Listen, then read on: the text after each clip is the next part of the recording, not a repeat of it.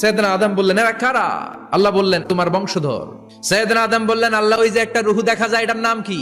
এটা তোমার ছেলে দাউদ, সে দুনিয়াতে নবী হয়ে আসবে। সাইয়েদনা আদম বললেন, মাবুদ, আমার ছেলে দাউদের কত বছর হায়াত আপনি দিয়েছেন? আল্লাহ বললেন, মাত্র 40 বছর। সাইয়েদনা আদম বললেন, মাবুদ, এত ফুটফুটে সুন্দর আমার ছেলে দাউদ, মাত্র 40 বছর দিলেন কেন? আল্লাহ, আপনি বাড়ায় দেন, আল্লাহকে বাড়ানো যাবে না, লেখা হয়ে গেছে। সাইয়েদনা আদম বললেন, আমার 1000 বছর থেকে 60 বছর আমি আমার ছেলেরে দিয়ে দিলাম।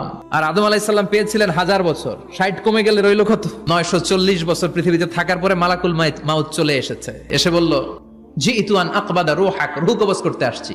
আদম আলাইহিস সালাম বললেন, রূহ কবজ করতে আসছো মানে? আমি বাঁচবো 1000 বছর। মালাকুল মাউত বললেন, না না, ওই যে আগের কথা স্মরণ করেন, আপনি 60 বছর দিয়া দিয়েছিলেন। কয়, না, আমি দেই নাই।